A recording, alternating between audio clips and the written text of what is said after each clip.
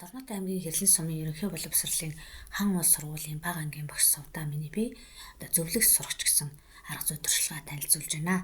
Математикийн сургалтын хэрэгжүүлэлтийг дэмжих идэвхтэй цахим системийн сургалтыг 2023-аас 24 оны хичээлийн жилд бол хэрэгжүүлж эхэлсэн байгаа.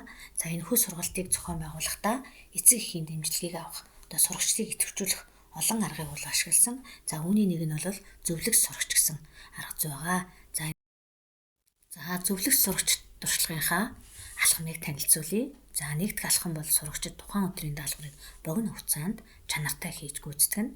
За хоёр дахь алхам бол багш хичээлийн явцад аналитикнаас алдаатай бодож байгаа сурагчид их цаг зарцуулж байгаа сурагчдыг хяналтын самбараас харж ажиглалт юм. За гурав дахь алхам багш төрүүлж алмат сумаа авсан сурагчдыг нэрлэж зөвлөгс сурагч энгэрийн тэмдгийг зөөж өгнө.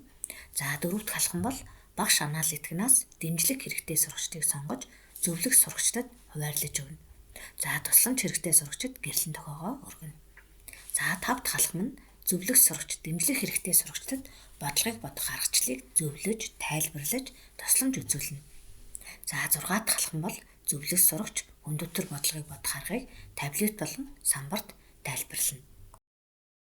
Зөвлөгс сурагч арга зүйг хэрэгжүүлснээр дараах үр дүнд хүрсэн байгаа. За сурагчид бие биенээсээ суралцсан, хугацаандаа бодлогоо бодож дуусгах сурагчдын тоо нэмэгдсэн, хүндүтэр бодлогыг бодох аргад суралцсан, алдааг олж алдаан дээрээсээ суралцсан, хамтын ажиллагаанд дахиж гарч эерэг харилцааг эрхэмлсэн, бие даан болон хамтран суралцах чадвар хөгжсөн гэх мэт олон үр дүнгууд гарсан байгаа.